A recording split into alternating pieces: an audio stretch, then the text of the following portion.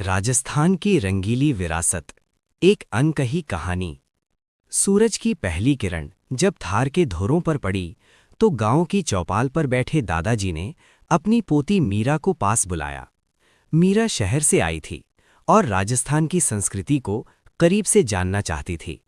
दादाजी ने हुक्का गुड़गुड़ाते हुए कहा, बेटा, हमारे राजस्थान में तो कहते हैं कि कण-कण में भगवान और हर गांव में एक मेला बसता है। मेलों की कहानियां, श्रद्धा और चमत्कार। दादाजी ने बात शुरू की डूंगरपुर के वेड़ेश्वर मेले से।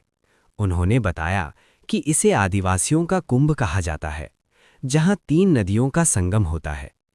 मीरा ने हैरानी से पूछा, वहां क्या खास है? दादाजी बोले, वहां एक खंडित शिवलिंग की पूजा होती है। कहते हैं कि एक बार एक ग्वाले की गाय रोज जंगल में एक पत्थर पर दूध का अभिषेक करती थी। जब ग्वाला उसे पकड़ने दौड़ा तो गाय के खुर लगने से वो शिवलिंग 5 जगह से टूट गया। आज भी उसी रूप में उसकी पूजा होती है। फिर उन्होंने टोंक के डिग्गी कल्याण जी की कथा सुनाई। राजा डिग्वी को एक अप्सरा उर्वशी की वजह से इंद्र का श्राप मिला और उन्हें कोढ़ रोग हो गया। भगवान विष्णु ने काले पत्थर की मूर्ति के रूप में नदी में बहकर दर्शन दिए, जिसे छूते ही राजा का कोढ़ ठीक हो गया। तब से उन्हें कलह को हरने वाले यानी कल्याण जी कहा जाता है। त्योहारों की रौनक, रीति और रिवाज।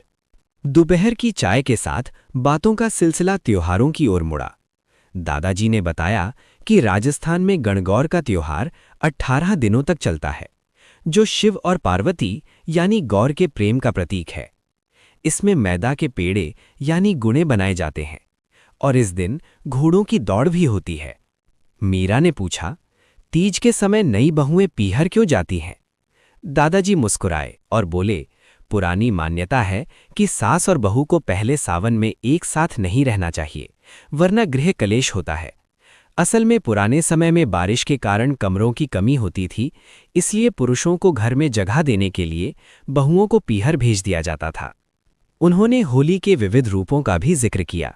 कैसे बिन्हाए में कोड़ा मार होली खेली जाती है, तो बाड़मेर में पत्थरों की होली और बीकानेर में बाल्टी मार होली का अपना ही आनंद है।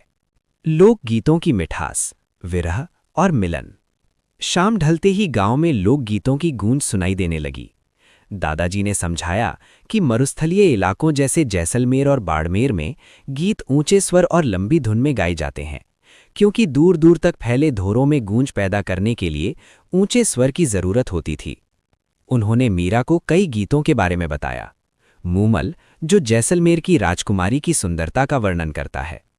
कुर्जा और कागा, ये वे गीत हैं जिनमें महिला अपने पति को संदेश भेजने के लिए पक्षियों का सहारा लेती है। जच्चा और होलार, जो बच्चे के जन्म पर खुशी मनाने के लिए गाए जाते हैं। विनायक, जो विवाह का पहला गीत होता है और गणेश जी को मनाने के लिए गाया जाता है। अनोखी परंपराएं, सांझी और दीपदान। रात को आंगन में लड़कियां दीवार पर गोबर से आकृतियां बना रही थीं। दादाजी बोले, इसे सांझी कहते हैं। पितृपक्ष के दौरान कुंवारी कन्याएं अच्छे वर की कामना में ये चित्र बनाती हैं। उन्होंने ये भी बताया कि कार्तिक अमावस्या यानी दीपावली के दिन जो बड़ा दीपक जलता है, उसे जम दीपक कहा जाता है, ताकि घर में नकारात्मकता न आए।